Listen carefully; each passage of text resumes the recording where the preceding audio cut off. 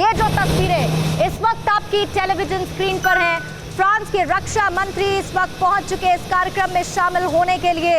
देखिए, खबर यह भी है कि राफेल इंडक्शन सेरेमनी होगी और उसके बाद हवा में ताकत, तेजस और सारंग भी दिखाएंगे, ये भी खबर है। लेकिन ये अंबाला की तस्वीर आप देख लीजिए, फ्रांस की रक्षा मंत्री पहुंच चुकी है, अभी उनका स्वागत किया जाएगा। और आज फ्लोरेंस पार्ली रक्षा मंत्री जो कि फ्रांस की हैं, वो पहुंची है, कार्यक्रम में शामिल वो होंगी।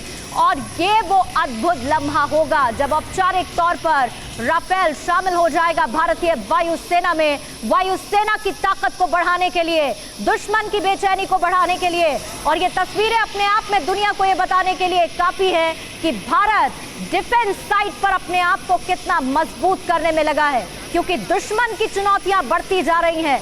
चीन एक तरफ जहां पर चैलेंज दे रहा है, तो दूसरी तरफ पाकिस्तान अपनी हरकत से बाज नहीं आ रहा है। लेकिन भारत 4 कदम आगे बढ़ के अपनी ताकत को लगातार बढ़ाता जा रहा है। ये तस्वीरें फ्रांस की रक्षा मंत्री फ्लोरेंस पार्ली जो कि भारत पहुंच चुकी हैं, ये अंबाला की तस्वीर हम आपको दिखा रहे हैं। और यहीं पर कार्यक्रम होना है, राफेल इंडक्शन सेरेमनी होनी है, यानी कि औपचारिक तौर पर भारतीय वायुसेना में राफेल फाइटर जेट शामिल हो जाएगा।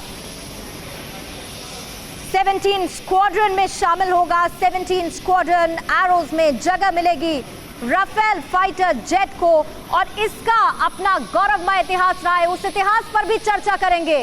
कैसे भारतीय वायुसेना की ताकत और ज्यादा बढ़ जाएगी, एक्सपर्ट्स से लेकर जानकारी देंगे।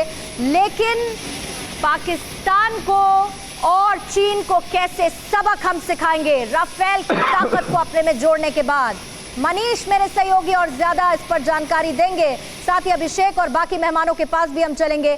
मनीष, ये जो 17 स्क्वाड्रन एरोज की हम बात कर रहे हैं, जिसमें जगह मिलेगी राफेल विमान को, इसका अपना एक इतिहास रहा है और इसकी अपनी एक ताकत रही है। जरा इसके बारे में भी बताइए, ताकि फिर राफेल पर और चर्चा कर पाए, हम ये बता पाए कि राफेल कितनी ताकत भारतीय वायुसेना की बढ़ाएगा आने वाले वक्त में। जी हाँ पूर्णिमा, हम अपने दर्शकों को बताएं कि भारतीय वायुसेना में अंबाला एयरबेस पर मौजूद भारतीय वायुसेना के एक अंग के तौर पर मशहूर 17th गोल्डन स्क्वायरो जो गोल्डन एरो एक ऐसा आप कहें कि भारतीय वायुसेना का हिस्सा है, जिसने चाहे वो 1965 की जंग हो, 1971 की जंग हो या फिर करगिल में 1998 की जंग हो, हर समय भारतीय वायुसेना के अंग के तौर पर युद्ध को जीतने में उसने कामयाबी हासिल की है। इसके अलावा अगर आप देखें तो अंबाला एयरबेस से चाहे वो LOC हो या LSC हो, हर जगह दुश्मन की सेना को केवल 8 मिनट के अंदर वो मुकाबला करने में और उसे मार गिराने में सक्षम है। और इसकी स्ट्रेटेजिक लोकेशन बेहद महत्वपूर्ण है, क्योंकि अंबाला एयरबेस में रहने की वजह से ये पाकिस्तान और चीन पर, दोनों पर बहुत ही बेहतरीन तरीके से नजर रख सकता है। ऐसे में जब राफेल विमान अंबाला एयरबेस पर होता है तो दुश्मन की सेना को चक्के छुड़ाने के लिए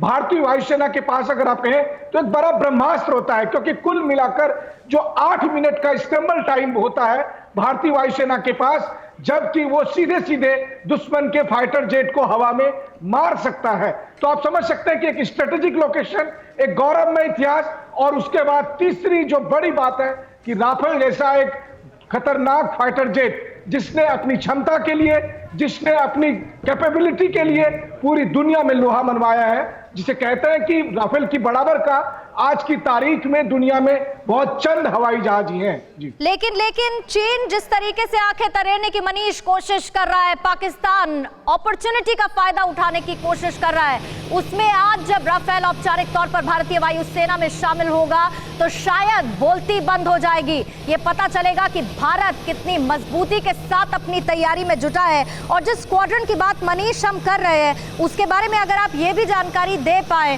कि इसे रिटायर कर दिया गया था, ये भी बताइए कि इसे रिटायर कर दिया गया था और इसे पुनर्जीवित, मैं कहूं अगर गलत नहीं होगा तो राफेल के लिए किया गया है। जी मनीष। जहां तक मेरी जानकारी है उसके मुताबिक अंबाला एयरबेस में जो हमारा इंडियन एयरफोर्स का विंग है, उसको 17th गोल्डन एरो के नाम से जाना जाता है, क्योंकि उसी रूप में इसकी पहचान हुई है, उसी रूप में इसकी डेवलपमेंट की गई है, चाहे वो 65 का जंग हो, 71 का जंग हो, और फिर 98 में करगिल युद्ध के बारे में जो हमने चर्चा की। हाँ, इसमें कोई दो राय नहीं कि राफेल विमान के साथ साथ आप ये देखिए कि आज फ्रांस की रक्षा मंत्री भी यहाँ मौजूद है। देखिए, भारत और फ्रांस की दोस्ती में भी राफेल एक मजबूत भूमिका निभाता है, और यह बात पूरी दुनिया आज जान रही है। आपने देखा होगा कि कुछ दिन पहले चीन के विदेश मंत्री फ्रांस के दौरे पर गए थे, क्योंकि चीन को भी पता है कि फ्रांस किस मजबूती में संकट के समय भारत की मदद करता है। भारत को जब जरूरत थी तो मिराज विमान में करगिल युद्ध के समय भारत की जरूरत के मुताबिक संशोधन करके फ्रांस ने उसे मुहैया कराया। और आज अगर आप राफेल विमान को भी देखें तो क्या टाइमिंग के साथ डिलीवरी की फ्रांस ने, और इतना ही नहीं बल्कि बहुत सारे राफेल विमान में ऐसे हथियार लगाए गए जिसे फिलहाल अभी राफेल विमान बनाने वाली कंपनी ने फ्रांस के एयरफोर्स के लिए लगा रखी थी। तो फ्रांस की दोस्ती के साथ खतरनाक हथियारों के साथ राफेल आज भारतीय वायुसेना में शामिल होना हो रहा है। इतनी खूबियां है मनीष, और जाहिर बात है स्पेसिफिकेशंस आप ही से मिलेंगी, TV9 भारतवर्ष के जरिए वो हम देते रहेंगे, और ग्राउंड से यानी कि लेह से अभिषेक ये जानकारी देते रहेंगे। साथ ही तमाम एक्सपर्ट्स हमारे साथ हैं, वो भी राफेल की खूबियों के बारे में लगातार चर्चा करेंगे। अड़ी सोमवार से शुक्रवार शाम 6 बजे सिर्फ TV9 भारतवर्ष पर।